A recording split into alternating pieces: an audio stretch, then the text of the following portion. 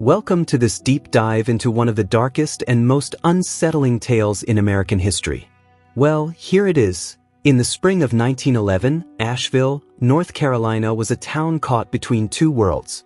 The old mountains stood as they had for millennia, their peaks shrouded in morning mist, while below, the streets hummed with the promise of a new century. Electric streetlights had recently replaced gas lamps on the main avenues, and the sound of automobile engines occasionally broke through the familiar clip-clop of horse-drawn carriages. The town's textile mills operated at full capacity, their smokestacks marking the skyline like fingers pointing toward an industrial future that many welcomed and others feared. The Morrison family lived on the eastern edge of town, where Asheville's pretensions to modernity gave way to the reality of working-class life. Their house was a modest two-story structure with white clapboard siding that had yellowed over the years, its paint peeling in long strips that exposed the gray wood beneath. A narrow porch wrapped around the front, where a wooden swing hung from rusted chains that creaked with every movement. The yard was small, bordered by a split-rail fence that leaned at various angles, and beyond it stretched fields of wild grass that turned golden in the late afternoon sun. Thomas Morrison worked as a foreman at the Biltmore estate, overseeing the maintenance of the vast grounds that had become the pride of Asheville since George Vanderbilt completed his chateau nearly 2 decades earlier. He was a tall man with broad shoulders and hands calloused from years of labor, his face weathered and serious, marked by deep lines that spoke of responsibility carried without complaint. His wife, Catherine, was smaller and softer, with gentle eyes that seemed perpetually worried, her brown hair already streaked with gray despite being only 34 years old. She took in sewing and mending to supplement Thomas's income, her fingers moving with practiced efficiency over fabric late into the night by lamplight. The Morrison twins, Eleanor and Elizabeth, had arrived in this world on a bitter cold night in January of 1894, their birth complicated by a winter storm that prevented the doctor from reaching the house until hours after they were born. Catherine had labored alone except for the assistance of a neighbor woman, Mrs. Ethel Crawford, who had delivered enough babies in the mountain communities to know what to do when complications arose. Eleanor came first, small and struggling, her cries weak and uncertain. Elizabeth followed 9 minutes later, larger and louder, as if she had been waiting to ensure her sister made it safely before making her own entrance. From their earliest moments, the twins were inseparable in ways that went beyond the typical bond of siblings. As infants, they would only settle when placed side by side in the same crib, their tiny hands finding each other in sleep. When one cried, the other would wake and cry in sympathy, even if separated by rooms. Catherine often found them as toddlers, curled together in unexpected places, under the porch, in the root cellar, behind the woodpile, as if they were constantly seeking private spaces where the world could not intrude on their connection. The town of Asheville in those early years of the 20th century was a place where everyone knew everyone else's business, where Sunday church attendance was not merely expected but required for social acceptance, and where the Presbyterian congregation that dominated the east side of town served as the unofficial arbiter of moral conduct. The Reverend Jonathan Whitmore, who had led the congregation for nearly 20 years, was a stern man with silver hair and piercing blue eyes that seemed to look directly into a person's soul during his sermons. He preached a gospel of righteous living, of resistance to the temptations of modernity, of maintaining the traditional values that had sustained their community through the Civil War and Reconstruction. Eleanor and Elizabeth attended the East Asheville Elementary School, a one-room schoolhouse that served children from 1st through 8th grade under the instruction of Miss Margaret Holloway, a spinster in her 40s who ruled her classroom with a firm hand and a switch she kept prominently displayed on her desk. The twins sat together at a shared desk near the back of the room, Eleanor helping Elizabeth with penmanship while Elizabeth helped her with arithmetic. They were above-average students, particularly gifted in literature and composition, but their teachers noted something unusual in how they seemed to communicate without words, finishing each other's sentences, reaching for the same book at the same moment, turning to look at each other at precisely the same instant as if responding to a signal only they could perceive. As they grew older, the physical similarities between the identical twins became even more pronounced, creating a mirror effect that fascinated and sometimes unnerved those around them. Both grew tall for girls of their era, reaching nearly 5 feet 7 inches by their 15th year, with slender builds and graceful movements. They shared the same auburn hair that caught fire in sunlight, the same pale skin that freckled lightly across the nose and cheeks, the same blue-gray eyes that seemed to change color depending on the light and their moods. Their faces were oval with high cheekbones, strong jawlines, and full lips that curved naturally into similar expressions. Even their voices carried the same melodic quality, making it nearly impossible for those outside the family to distinguish between them when they spoke from another room. The only consistent physical difference between them was a small birthmark on Eleanor's left wrist, a pale brown mark roughly the size of a dime that she often covered with the sleeve of her dress. Otherwise, they were so identical that they had spent their childhood playing games of substitution, switching places in school, pretending to be each other at church functions, delighting in the confusion they could create. As they matured into young women, they often dressed identically not because their mother required it but because they seemed to prefer it, as if maintaining their visual unity was important to their sense of self. By the time they reached their teenage years, the Morrison twins had developed a pattern of behavior that, while not overtly concerning to most observers, struck a few watchful eyes as unusual.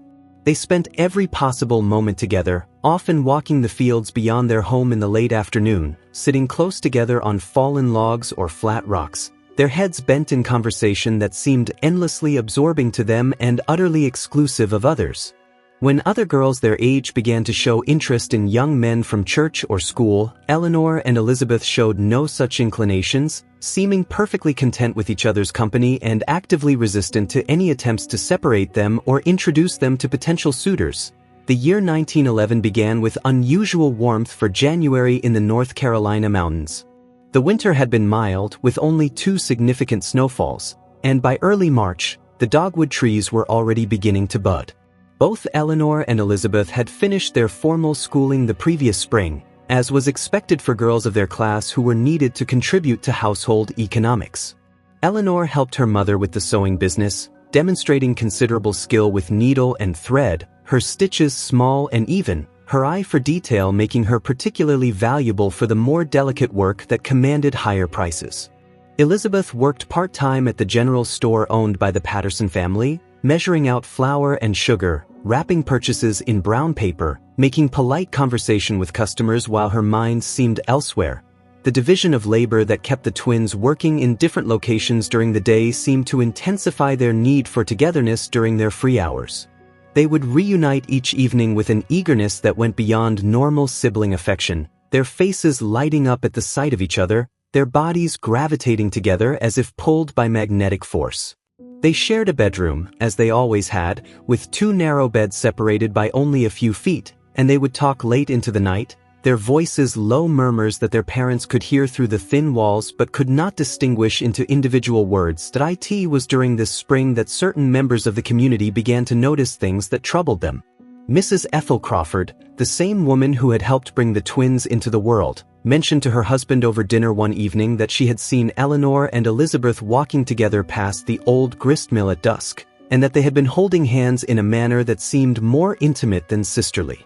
Her husband, a deacon at the Presbyterian church, dismissed her concern initially, suggesting she was seeing impropriety where there was only innocent affection between sisters who were particularly close.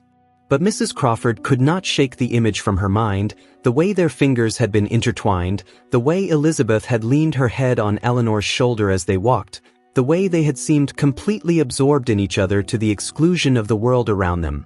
Other observations began to accumulate like raindrops before a storm.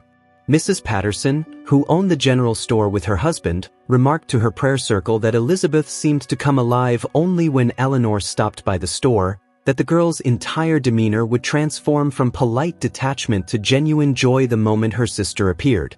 The way the twins looked at each other, Mrs. Patterson told the assembled women, was not the way sisters should look at sisters. There was something in their eyes, something intense and devoted and entirely inappropriate.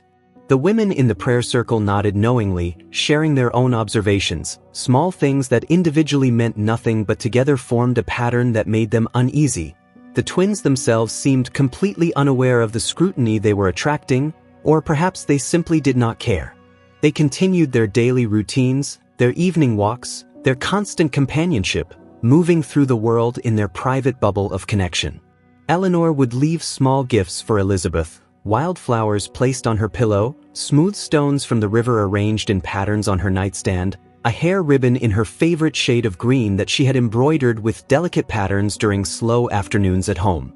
Elizabeth would save the choicest pieces of candy from the store for her sister, would write poetry in a small leather journal that she kept hidden under her mattress, verses about beauty and longing and connection that never named their subject but whose inspiration was obvious to anyone who might read them. Thomas and Catherine Morrison, preoccupied with the demands of making ends meet in an economy that never seemed to favor working people, did not initially recognize what was developing under their own roof. They saw what parents typically see: two daughters who got along well, who did not fight or quarrel like so many siblings did, who seemed content in each other's company. Catherine occasionally felt a small prick of concern, a mother's instinct that something was not quite right, that her daughter's closeness had a quality to it that she could not quite name but that made her vaguely uncomfortable. She pushed these feelings away, telling herself she was imagining things, that her daughters were simply unusually close, that this was a blessing rather than a problem, that she should be grateful they got along so well when so many families were torn apart by sibling rivalry and discord. The summer of 1911 arrived with oppressive heat that settled over Asheville like a wet blanket. The streets shimmered with rising heat waves, and the mountains in the distance seemed to waver and blur through the humid air. People moved slowly, conserving energy, seeking shade wherever it could be found. The textile mills became sweltering prisons where workers labored in temperatures that exceeded 100 degrees, the machinery adding its own heat to the already unbearable conditions. Even in homes, the heat was inescapable, making sleep difficult and temper short, the nights offering little relief from the baking intensity of the days. Eleanor and Elizabeth found their only respite in the early mornings and late evenings, when they would walk to the French Broad River and sit in the shade of the massive trees that lined its banks. They had claimed a particular spot as their own, a clearing where an ancient oak tree provided shelter and the sound of moving water offered both cooling moisture in the air and a pleasant acoustic backdrop that made their conversations feel even more private. Here, away from the watchful eyes of town, away from the heat of their crowded house, away from the expectations and restrictions that governed their daily lives, they could simply exist together in a space that felt entirely theirs. It was during these summer months that the nature of their relationship began to shift in ways that neither fully understood at first but both felt with increasing intensity. The casual physical contact that had always characterized their interactions, the hand-holding, the arms around shoulders, the heads leaning together, began to carry a different quality, a charge that made both of them hyper-aware of each touch, each moment of proximity. Eleanor found herself noticing details about her sister that she had always known but now seemed significant in new ways: the curve of Elizabeth's neck, the way her hair fell across her face when she laughed, the sound of her breathing when they sat close together in the evening shade. Elizabeth experienced similar awareness, finding her attention drawn to her sister with an intensity that felt both natural and frightening. She would watch Eleanor's hands as she worked on embroidery, the delicate movements of her fingers, and feel something stir inside her that she had no name for and no framework to understand. When Eleanor would reach out to tuck a strand of hair behind her ear, the simple gesture would send a sensation through her body that made her breath catch and her heart race. She began to notice that she thought about Eleanor constantly when they were apart, counting the hours until they would be together again, feeling incomplete and restless until that reunion. On a particularly hot evening in late July, something fundamental shifted between them. They had gone to their spot by the river as usual, both wearing light cotton dresses that still felt too heavy in the humid air. They sat close together on their customary fallen log, shoulders touching, watching the river flow past, orange and gold in the setting sun. The air was thick with the scent of honeysuckle and the sound of cicadas beginning their evening chorus. Elizabeth had loosened her hair from its usual pins, and it fell past her shoulders in waves still damp from where she had splashed water on her neck to cool down. Eleanor found herself staring at her sister's profile, at the line of her jaw, at the small pulse point visible in her throat, and felt a surge of something that was entirely new and entirely overwhelming. Without thinking, without planning, she reached out and touched Elizabeth's face, her fingers tracing the line of her sister's cheekbone with a tenderness that went beyond sisterly affection.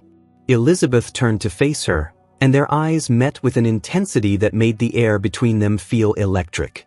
For a long moment, they simply looked at each other, both breathing heavily, both sensing that they were on the edge of something irrevocable. Elizabeth moved first, closing the small distance between them, her hand reaching up to cover Eleanor's hand where it still rested against her cheek.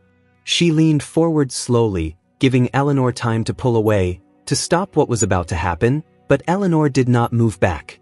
Instead, she leaned in as well, and their lips met in a kiss that was soft and tentative and completely transformative.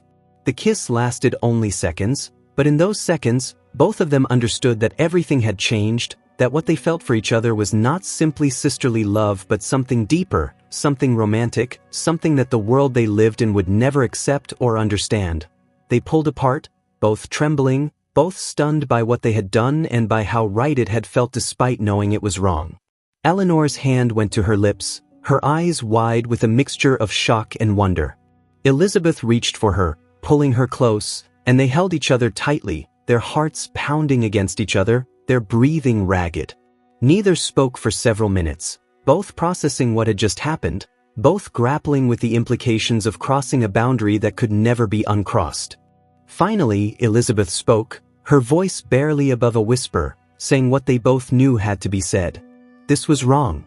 This was forbidden. This was something that society condemned, that the church called abomination, that their family would never accept, that could destroy everything if anyone ever found out.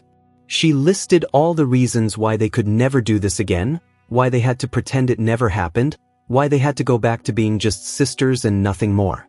Eleanor listened, her arms still around Elizabeth, and agreed with everything she said. Then she said that despite all of this, despite knowing the consequences, despite understanding the impossibility of their situation, she loved Elizabeth. Not as a sister loves a sister, but as one person loves another when that love encompasses everything, body and soul, when the thought of living without that person feels like slow death. Elizabeth began to cry, tears streaming down her face as she admitted the same. She loved Eleanor with an intensity that terrified her, had loved her this way for longer than she could remember, had tried to suppress these feelings, tried to convince herself they were wrong or unnatural or could be overcome through prayer and discipline. But the truth was undeniable. She loved Eleanor completely, hopelessly, impossibly.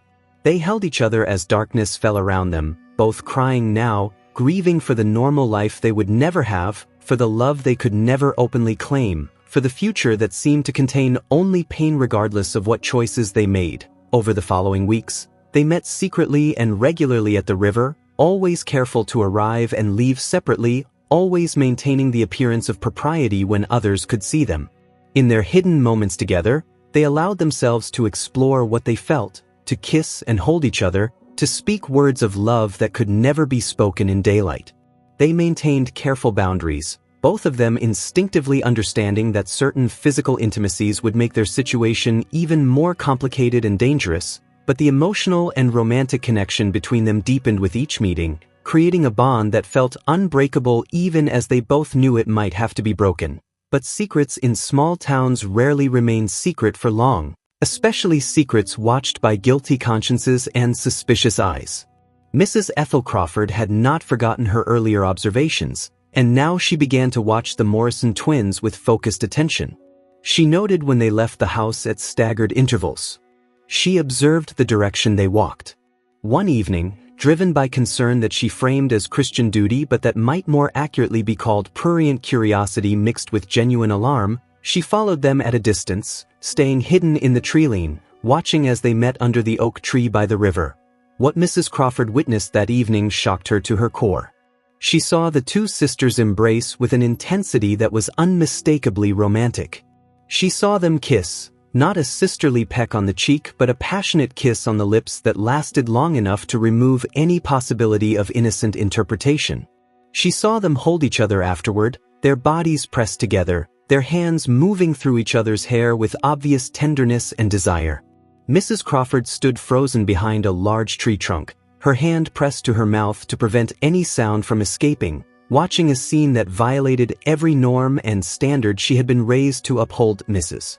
Crawford returned home shaking, her mind reeling from what she had witnessed. The implications were staggering.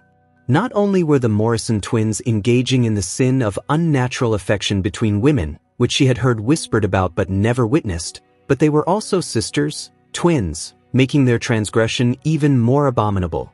She spent the night in agonized prayer, asking God for guidance, asking whether it was her Christian duty to report what she had seen or whether silence might be the more merciful choice. She thought about the Morrison family, about Catherine and Thomas whom she had known for years, about how this revelation would destroy them. By morning, Mrs. Crawford had convinced herself that exposure was the only righteous path forward, that allowing such sin to continue unchecked would make her complicit in it, that the community had a right to know about the moral corruption existing within their midst. She could not allow these two young women to continue down a path that would damn their souls and potentially corrupt others. She dressed in her Sunday clothes and walked to the Presbyterian church, where she requested an immediate meeting with Reverend Whitmore, telling him she had urgent information regarding a moral crisis that required his immediate attention. The Reverend listened to her account with an expression of growing horror and disgust that he made no attempt to hide. He asked detailed questions, wanting to be certain of what she had witnessed, wanting no room for misinterpretation or innocent explanation. Mrs. Crawford described exactly what she had seen: the passionate embrace, the kissing, the intimate touching, the whispered words she had been too far away to hear but whose meaning was unmistakable from the twins' body language and expressions. She testified that she had watched them for several minutes, that there could be absolutely no mistake about what was transpiring between them, that the Morrison twins had given themselves over to unnatural passion that violated both the laws of God and the basic standards of decent society. Reverend Whitmore sat back in his chair, his hands steepled under his chin, his mind working through the implications of this information and the appropriate response to such a profound moral transgression. He had dealt with sin in his congregation before: adultery, theft, drunkenness, violence, but this was something different, something that struck at the very foundations of natural order as he understood it. The sin of Sodom, as he categorized it in his mind, combined with the additional abomination of incest between siblings. He felt a cold fury building inside him, directed both at the twins for their depravity and at their parents for failing to prevent it, for being so negligent in their supervision that such corruption could develop unnoticed or at least unreported. The confrontation came on a Sunday in late August, during the regular morning service at East Asheville Presbyterian Church. The Morrison family had attended as usual, Thomas and Catherine sitting in their customary pew 4 rows from the front, Eleanor and Elizabeth beside them, all dressed in their modest Sunday best. The twins wore matching dresses in pale blue, their auburn hair pinned up identically, presenting the picture of wholesome young womanhood that the congregation expected to see. The sanctuary was full, as it always was, with nearly every family in the eastern part of town present. The morning sun streamed through the simple glass windows, creating patterns of light on the worn wooden floors. The congregation sang the opening hymn with voices that ranged from strong to tentative, the sound rising to the exposed beam ceiling and filling the space with familiar melody. Reverend Whitmore took his place at the pulpit, his face grave, his bearing suggesting that something unusual and significant was about to occur. He opened his worn Bible but did not read from it immediately, instead looking out over his congregation with eyes that seemed to pierce each person individually. He began his sermon by speaking of sin, of how it enters communities not with fanfare but quietly, gradually, seductively. He spoke of how the devil works through ordinary circumstances, turning natural affection into something twisted and evil, corrupting what should be pure into something abominable. He spoke of Sodom and Gomorrah, of the specific sins that had called down divine fire upon those cities, his voice rising with righteous fury as he detailed the biblical condemnations of unnatural relations between women. The congregation listened with growing unease, sensing that this was not a typical sermon about general moral principles but something more specific, more pointed, more immediately relevant to their own community. Reverend Whitmore's voice grew louder and more forceful as he spoke of particular sins that existed within their own congregation, sins that threatened the moral fabric of their town, sins so heinous that they could not be allowed to continue without condemnation and correction. He spoke of Romans and Leviticus, quoting passages about women exchanging natural relations for unnatural ones, about the shame of such acts, about God's judgment upon those who engage in such behavior and those who approve of it. Then, in a moment that would be remembered and discussed for decades to come, Reverend Whitmore pointed directly at the Morrison family's pew and declared that within their congregation, within this very sanctuary at this very moment, sat two souls engaged in the most unnatural of sins, the sin of women lying with women as men lie with women, compounded by the additional abomination of sisters defiling each other, of twins who had perverted the sacred bond of family into something carnal and damnable. The congregation erupted in gasps and exclamations, heads turning toward the Morrison pew, eyes wide with shock and a certain dark fascination that people feel when confronted with scandals that exceed their normal experience. Catherine Morrison let out a small cry, her hand going to her mouth, her face draining of color as she turned to look at her daughters. Thomas Morrison stood abruptly, his face red with anger and confusion, demanding to know what accusation was being made and on what grounds. Eleanor and Elizabeth sat frozen, their faces pale, their hands gripping the edge of the wooden pew in front of them until their knuckles turned white. Eleanor's hand found Elizabeth's under the cover of their skirts, their fingers interlacing in a desperate grasp that provided the only comfort available in that horrible moment. Around them, the congregation had transformed into a sea of accusing eyes and whispered condemnations, neighbors they had known their entire lives now regarding them with expressions of disgust, horror, and self-righteous judgment. Reverend Whitmore, having made his accusation, now called forth his witness. Mrs. Ethel Crawford stood from her seat 3 rows behind the Morrisons, her face set in lines of sorrowful certainty, and walked to the front of the church. She stood beside the pulpit and, in a voice that shook but never wavered, described what she had witnessed by the river, the embraces, the kisses, the intimate touching, the obvious romantic passion between the two sisters. She testified that she had watched them multiple times, that there could be no mistake about what she had seen, that the Morrison twins had given themselves over to unnatural passion that violated every standard of Christian morality and human decency. Thomas Morrison, his world collapsing around him, turned to his daughters and demanded the truth. Eleanor, knowing that denial was impossible and lies would only compound their sin, stood and faced her father with as much dignity as she could summon. In a voice that barely carried beyond their immediate vicinity, she admitted it was true. She loved Elizabeth as more than a sister. They had not committed acts of physical intimacy beyond kissing and embracing, but they had allowed their feelings to cross forbidden lines, had engaged in displays of affection that were inappropriate and wrong. She took full responsibility, claimed that she had initiated everything, that Elizabeth had been confused and led astray by her, that her sister bore no guilt for her sins. Elizabeth, hearing her sister attempt to shield her, stood as well and corrected her firmly. She spoke clearly, her voice stronger than Eleanor's, declaring that she was equally responsible, that she had encouraged Eleanor's attentions, that she returned her love with her whole heart, that whatever sin they had committed together. She looked directly at Reverend Whitmore and stated that yes, she knew it was wrong by the laws of man and church, but that the heart did not always obey such laws, and that she would not pretend to feel something other than what she truly felt. She loved Eleanor, loved her as one person loves another when that love is total and consuming, and she would not deny that truth even if it meant her destruction. The reaction was immediate and violent. Members of the congregation stood, shouting condemnations, calling for the twins to be expelled from the church immediately, demanding that Thomas Morrison control his deviant daughters or be expelled himself. Some of the women wept openly, covering their faces with handkerchiefs, as if the mere sight of Eleanor and Elizabeth would corrupt them or their children. Men stood with faces red with anger, their fists clenched, their voices loud with calls for justice and punishment.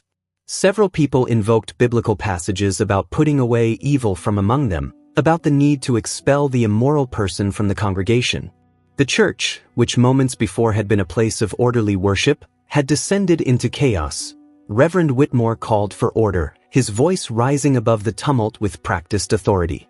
When the congregation had somewhat quieted, though the air still crackled with tension and outrage, he pronounced his judgment. Eleanor and Elizabeth Morrison were immediately and permanently expelled from the church. They were to be shunned by all members of the congregation, spoken to only when absolutely necessary for practical matters, excluded from all social and religious gatherings, treated as the moral pariahs they had shown themselves to be. Furthermore, Thomas and Catherine Morrison were given an ultimatum. They must send their daughters away, separated from each other, to different locations where they could not continue their sinful relationship, and the girls must undergo spiritual correction and rehabilitation, or the entire family would be expelled from the church and ostracized by the community. Thomas Morrison, a man who had never missed a Sunday service in his adult life, a man whose identity was deeply tied to his standing in the church and community, stood trembling with rage and grief and shock. He looked at his daughters, these two young women he had raised and loved, who had somehow become strangers engaged in behavior he could not comprehend and found deeply disturbing. He looked at his wife, who was sobbing quietly, her world shattered beyond repair.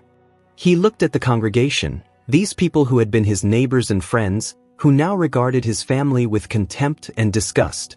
In that moment, Thomas Morrison felt the full weight of social pressure, religious authority, and communal judgment pressing down on him like a physical force threatening to crush him.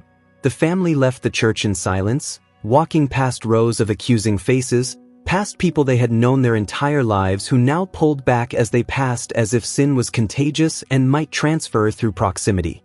The walk home was endless, each step taking them further from the only community they had ever known, each step marking their new status as outcasts and objects of scandal. When they reached their house, Thomas Morrison finally exploded, his voice echoing through the rooms as he demanded to know how this had happened, how his daughters could have been so depraved, so selfish, so willing to destroy everything their family had built, to bring such shame upon their parents and themselves.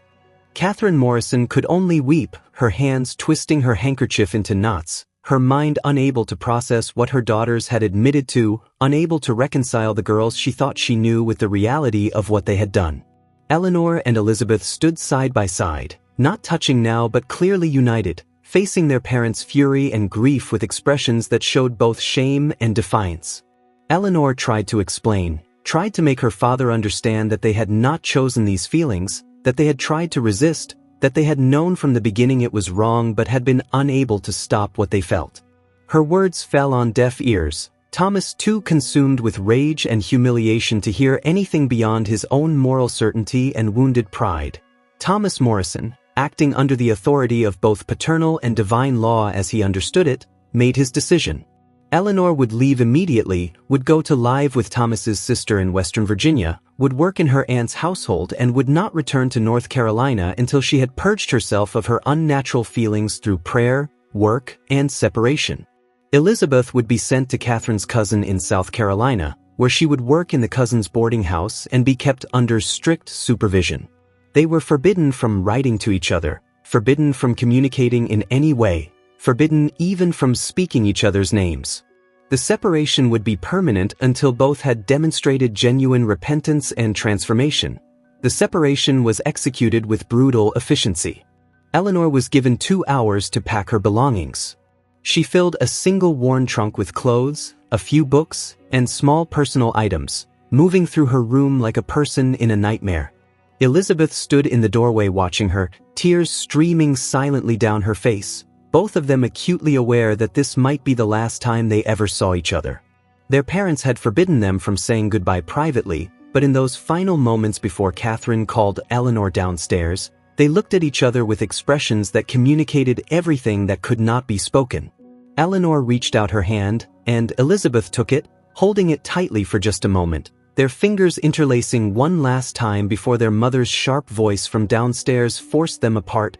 Eleanor left that afternoon on the train to Virginia, sitting alone in a passenger car with her trunk beside her, watching the North Carolina mountains recede in the distance. Knowing she was leaving behind not just her home but the other half of her soul, the person who understood her completely, the only person she had ever loved or could ever love.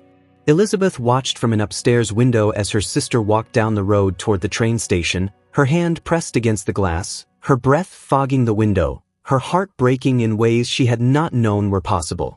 The house felt immediately and profoundly empty without Eleanor, as if her absence had created a vacuum that nothing else could fill, as if all the air had been sucked out and what remained was unbreathable. Elizabeth left 2 days later for South Carolina, her departure less ceremonial than Eleanor's but equally final. She traveled with her small bag of belongings, accompanied by a neighbor woman who was traveling in the same direction and who had agreed to escort her to ensure she actually reached her destination. Throughout the journey, Elizabeth sat in silence, looking out the train window without seeing the passing landscape, her mind replaying every moment she had shared with Eleanor, every conversation, every touch, every look, trying to memorize it all so that even if they never saw each other again, she would have those memories to sustain her through whatever life lay ahead. The days following the twins' departure were marked by a silence that pressed down on the Morrison household like a physical. Thomas Morrison returned to his work at the Biltmore estate, where his colleagues now avoided him, their greetings perfunctory, their conversations limited to necessary professional exchange, the warmth of previous relationships cooled by scandal. Catherine Morrison's sewing clients began to cancel their orders, offering transparent excuses about financial difficulties or changing needs, unable to directly state that they no longer wanted to associate with a family tainted by such unspeakable scandal. The house that had once been filled with the twins' voices, their laughter, their constant presence, now felt like a tomb, every room echoing with absence, every corner a reminder of what had been lost. Meanwhile, Reverend Whitmore took it upon himself to ensure that the Morrison twins' story served as a cautionary tale for the entire community. He preached about them in subsequent sermons, though without naming them directly now that they were officially expelled from the congregation. He spoke about the dangers of allowing sisters to be too close, about the need for proper supervision of young women, about the signs of moral corruption that parents and community members should watch for. He described their sin in terms calculated to horrify and warn, speaking of how the devil could pervert even the most innocent relationships, how unnatural passions could develop between those who shared blood, how vigilance was required at all times to prevent similar moral failures. But Reverend Whitmore went further than mere sermons. He began the process of what he framed as ecclesiastical record-keeping but what was actually systematic erasure. The baptism records for Eleanor and Elizabeth Morrison were marked with special notations indicating their subsequent expulsion for moral turpitude of the most heinous kind. Their confirmation records were similarly annotated. Letters were sent to other Presbyterian churches in the region and beyond, warning them about the case without initially naming names but making clear that if two young women named Eleanor and Elizabeth Morrison should attempt to join their congregations, they should be refused entry as expelled members who had engaged in acts of unnatural passion and incest. The autumn of 1911 brought early cold to the North Carolina mountains, with frost appearing on windows in late September and the first snow falling in mid-October, weeks earlier than usual. The unseasonable weather seemed to match the mood that had settled over the eastern part of Asheville, where the Morrison scandal had become the defining event of the year, the story against which all other gossip paled in comparison. In parlors and at church socials, over tea and during Sunday dinners, the tale was repeated and embellished, each retelling adding new speculations about what the twins had actually done, new theories about how such depravity could have developed unnoticed, new expressions of horror at the thought of sisters engaging in romantic and physical intimacy with each other. Eleanor Morrison, living with her aunt in a small town outside Roanoke, Virginia, worked from dawn until dark performing household labor, cooking, cleaning, laundry, tending to her aunt's vegetable garden. Her aunt, who had been informed by Thomas Morrison only that Eleanor had engaged in inappropriate behavior and needed correction through work and prayer, treated her with cold disapproval, assigning her the most menial and exhausting tasks, making clear that she was there as punishment rather than welcome family. Eleanor never complained, never explained what had actually happened, moving through her days like an automaton, performing her tasks efficiently but mechanically, eating without tasting, sleeping without resting, existing without truly living. At night, in the small attic room where she was housed, she would lie awake and wonder if Elizabeth was thinking of her at that same moment, if her sister was experiencing the same hollow emptiness that consumed her, If Elizabeth remembered their promises to each other or if distance and time were already eroding what they had felt. Elizabeth Morrison's experience in South Carolina was similar but perhaps even more isolating. Her mother's cousin ran a boarding house in Charleston that catered to traveling salesmen and workers passing through the port city. Elizabeth was put to work changing linens, scrubbing floors, serving meals, washing dishes, tasks that kept her busy from early morning until late night. Her cousin, a widow named Mrs. Helen Price, had been told more details about Elizabeth's transgression and treated her with a mixture of pity and revulsion, watching her constantly to ensure she showed no signs of similar depravity toward the other young woman who worked in the boarding house. Elizabeth performed her duties in silence, speaking only when spoken to, keeping her eyes downcast, trying to make herself as small and invisible as possible. She had no privacy, sharing a room with the other servant girl, no time to herself, no opportunity to process her grief or her loss. At night, lying in her narrow bed, she would press her face into her pillow to muffle her crying, mourning not just the loss of Eleanor but the loss of herself, feeling as if her very identity had been torn away when they were separated. The social consequences for the Morrison family in Asheville continued to compound throughout the fall. Thomas Morrison was informed by his supervisor at the Biltmore estate that while his work remained satisfactory, his presence was creating difficulties with other staff members who felt uncomfortable working alongside someone whose family had been involved in such a scandal, particularly one involving unnatural behavior between daughters. It was suggested, in language that was polite but unmistakable, that he might want to consider seeking employment elsewhere. For a man of 52 in a town where jobs were scarce and reputation was everything, this was effectively a sentence of unemployment. Catherine Morrison's sewing business had completely dried up by November. The last of her clients had canceled their orders, and when she tentatively approached new potential customers, she was met with polite but firm refusals that sometimes included barely veiled references to her daughter's sins and her own failure as a mother. The family's financial situation, never robust, began to deteriorate rapidly. They fell behind on rent. They skipped meals to make their limited resources stretch further. The coal bin that should have been filled for winter remained half empty because there was no money to purchase more. The house grew cold, and they wore layers of clothing indoors, huddling near the kitchen stove for warmth, the physical cold matching the emotional coldness that had settled over their lives. Reverend Whitmore, observing the Morrison family's decline from his position of moral authority, felt a combination of satisfaction that justice was being served and pragmatic concern about the extent of their suffering. He convinced himself that their hardship was God's righteous punishment for their failures as parents, for not preventing their daughter's sins, but he was also aware that having a destitute family in his congregation's territory, even an expelled family, reflected poorly on the church's Christian charity and might raise questions about whether the punishment had been proportionate to the crime. He organized a meeting of the church elders to discuss what should be done about the Morrison situation. The meeting took place in the church basement on a cold evening in early December, with 6 elders present including Reverend Whitmore himself. They reviewed the case in detail, discussing the original transgression, the public exposure, the expulsion of the daughters, and the subsequent consequences for the parents. Some elders felt the punishment had been sufficient and that Christian charity now demanded they offer assistance to the family to help them recover from their disgrace.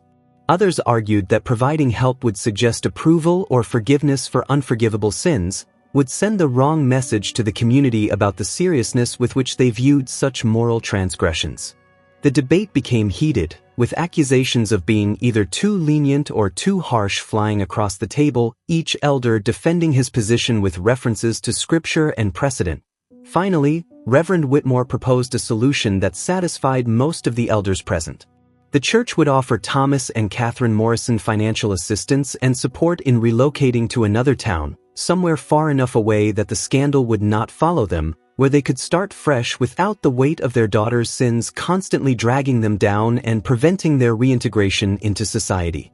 The condition was that they must agree never to speak of what had happened, never to reunite their daughters, and never to return to Asheville. The Morrisons would essentially be buying their way back into some form of Christian society by agreeing to permanent exile and permanent separation of the twins, by accepting that Eleanor and Elizabeth would remain apart for the rest of their lives. When this proposal was presented to Thomas and Catherine Morrison, they accepted it with a mixture of relief and resignation. They had been beaten down by months of ostracism and financial hardship, their resistance eroded by constant struggle, their pride broken by the relentless pressure of communal judgment. The church arranged for Thomas to take a position with a timber company in Western Virginia, in a small town where no one knew their history or the nature of the scandal that had driven them from their home. Tickets were purchased, moving arrangements were made, and a small sum of money was provided to help them establish themselves in their new location and begin rebuilding their lives. Before the Morrison parents departed Asheville, Reverend Whitmore took one final step in what he considered his duty to protect the church and community from the contaminating knowledge of what had occurred. He systematically reviewed all church records that mentioned Eleanor and Elizabeth Morrison, and he began the process of alteration and redaction that would eventually amount to complete erasure. Baptism records were rewritten on new pages, with the twins' names omitted entirely, the old pages carefully removed and burned in the church furnace. Confirmation records were similarly amended, new copies made without their names, the originals destroyed. Lists of church members from previous years were recopied without any mention of the Morrison daughters. Any document that might someday allow someone to trace the existence of the twins or learn their story was methodically eliminated from the official record, but Reverend Whitmore went further than mere record alteration. He wrote letters to other Presbyterian churches throughout North Carolina, South Carolina, Virginia, and Tennessee, informing them of the case in detail, warning them to be vigilant against similar moral failures, and suggesting that in extreme cases like this, complete erasure from church records might be the only appropriate response to protect the broader community from contamination. He framed this as theological necessity, citing biblical passages about expelling the immoral person from among the congregation, about not even eating with such people, about treating them as outsiders and enemies of righteousness. He also wrote to the churches in the specific towns where Eleanor and Elizabeth had been sent, ensuring that those congregations would refuse them membership and keep them under observation for signs of continued moral deviance. The Morrison parents left Asheville on a gray morning just after Christmas of 1911. They traveled light, having sold most of their possessions to raise funds for the move, carrying only what they could fit in 2 battered trunks and a large canvas bag. No one came to see them off at the train station. They walked through the early morning streets in silence, passing the church where they had worshipped for years, passing the houses of neighbors who now pretended not to see them, boarding their train like criminals fleeing justice rather than parents seeking a fresh start. Catherine Morrison wept quietly into her handkerchief throughout the journey. Thomas Morrison stared straight ahead, his jaw set, his eyes hard, trying not to think about his daughters scattered across 3 different states, trying not to wonder if he would ever see them again or if this was the price that had to be paid for their sins and his failure to prevent them. Eleanor and Elizabeth, separated by hundreds of miles and forbidden from any communication, each received brief letters from their father informing them of their parents' relocation but providing no forwarding address, no information about where they had gone, only a terse statement that the family was moving away and that the girls should consider themselves permanently on their own, should make lives for themselves in their new locations, should forget about returning home because there was no home to return to anymore. Eleanor received her letter on a cold January morning in 1912, read it once, and then burned it in the kitchen stove, watching the paper blacken and curl, watching her last official connection to her family reduced to ash. Elizabeth received her letter 2 days later, read it through tears that blurred the words, and then tore it into small pieces that she scattered in the Charleston harbor, watching them float away on the tide, carrying with them any remaining hope of reconciliation or reunion. The years that followed were marked by loneliness and longing for both twins. Eleanor remained in Virginia, eventually leaving her aunt's house when she turned 21 and finding work as a seamstress in Roanoke, living in a small rented room, never marrying, never forming close attachments, existing on the margins of society as a spinster whose past remained mysteriously unspoken. She would sometimes walk past houses where she could see sisters together, twins if she was particularly unlucky in her wandering, and feel a pain so intense it was almost physical, a longing for Elizabeth that never diminished with time but only grew stronger, more acute, more unbearable. She lived until 1958, dying at the age of 64 from pneumonia, alone in her room, found by her landlady after not appearing for several days. Elizabeth's life followed a similar trajectory of isolation and quiet despair. She remained in Charleston for several years, working in various service positions, always alone, always watched by employers and landladies who had somehow heard whispers about her past and treated her with suspicion. In 1920, at the age of 26, she moved to Savannah, Georgia, hoping that greater distance might mean greater anonymity. She worked as a companion to elderly women, a position that suited her quiet nature and need for privacy, never marrying, never allowing anyone close, living in a state of permanent incompleteness. She thought about Eleanor every single day, wondered where she was, wondered if she was alive, wondered if she remembered what they had shared or if time and separation had eroded those memories into something that no longer had power or meaning. Elizabeth lived until 1963, dying at the age of 69 from heart failure, found in the small apartment she had occupied for the previous decade, surrounded by books but no personal effects, no photographs, no evidence of family or connection, as if she had tried to erase herself as thoroughly as the church had erased her records. The church records that had been so carefully altered by Reverend Whitmore remained altered for decades, surviving his retirement in 1935 and the succession of several subsequent pastors who inherited these modified documents without knowing what had been removed or why. The physical evidence of Eleanor and Elizabeth Morrison's existence within the church had been successfully erased. The baptismal records showed no twins born to Thomas and Catherine Morrison in January 1894. The confirmation records from 1907 showed no Morrison daughters. The membership rolls showed Thomas and Catherine Morrison moving away in 1912 with no children listed, no explanation provided for their departure, no indication that they had ever had daughters at all. But erasure of records does not equal erasure of memory, and the story persisted in oral tradition for many years among the older members of the Asheville community. It was spoken of in whispers, passed down with varying degrees of accuracy and increasing embellishment, transformed gradually from specific history into cautionary legend. Some versions claimed the twins had run away together and lived in sin somewhere in a distant city. Other versions said one or both had committed suicide from shame and despair. Still others insisted they had been sent to separate asylums for the morally insane, institutions that supposedly existed to house those whose sexual deviance made them threats to society. The truth, as often happens, was lost among the speculations and inventions, the real story of two young women who loved each other and were destroyed for it, buried under layers of scandal and shame. By the middle of the 20th century, as the generation that had witnessed the original events died off, even the oral tradition began to fade into vague references and half-remembered stories. Younger members of the congregation, when they heard fragmentary mentions of some old Morrison scandal, dismissed it as exaggerated gossip, as the kind of lurid tales that small towns always told about their past to make their own era seem more righteous by comparison.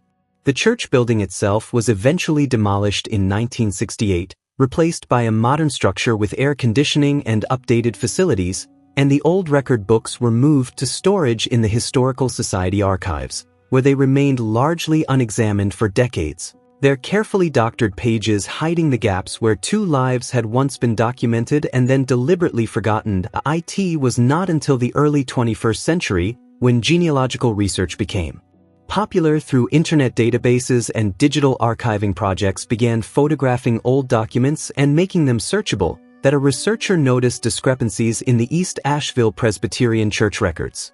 There were gaps in the baptismal registry where pages had clearly been removed and replaced with recopied entries. There were inconsistencies in the handwriting and ink color that suggested later alterations. Cross-referencing with federal census records revealed that Thomas and Catherine Morrison had reported having twin daughters in the 1900 census, but the church records showed no baptisms for these daughters, no confirmations, no mention of them at all despite the family's regular attendance throughout the period when such records should have existed. Following this thread led to discovery of newspaper archives that briefly mentioned a church scandal in 1911 involving unnamed individuals expelled for moral turpitude, and from there to finding descendants of neighbors who had preserved letters and diaries that made oblique references to the Morrison twins and their transgression. Slowly, painstakingly, over several years of research, The story was reconstructed, not completely but enough to understand the broad outlines of what had happened. Two young women, identical twins, had developed romantic feelings for each other that crossed the boundaries of acceptable family relationships. They had been discovered, publicly shamed in their church, forcibly separated and sent to different states, and then systematically erased from institutional memory as thoroughly as was possible in an era before comprehensive government record-keeping and social security numbers made complete erasure nearly impossible. The story of Eleanor and Elizabeth Morrison stands now as a testament to the power of social control, religious authority, and communal judgment in early 20th century America, particularly as these forces applied to women whose sexuality deviated from prescribed norms. It demonstrates how institutions could enforce moral standards through mechanisms of shame, exclusion, and erasure, how families could be destroyed and lives could be ruined over feelings that harmed no one but violated deeply held taboos about appropriate behavior for women. It shows how the combination of homosexuality and incest created a category of sins so beyond the pale that even the existence of those who committed it had to be denied and forgotten, their stories erased so that future generations would not be contaminated by knowledge of such possibilities. The twins who fell in love with each other were not simply expelled from their church and separated from each other. They were written out of history, their story deemed too transgressive, too dangerous, too threatening to social and moral order to be allowed to persist in official memory. The church that erased their records is long gone, replaced by a modern building with modern attitudes toward both homosexuality and the right to maintain one's own identity. The society that judged them so harshly has transformed into one with different values and different understanding of human sexuality and gender. But the fundamental questions their story raises remain relevant across the decades. How do we balance the maintenance of social norms with individual dignity and the acknowledgement of human complexity? When do religious and communal standards become instruments of cruelty rather than moral guidance? What is lost when we erase histories that make us uncomfortable rather than confronting them honestly and learning from them?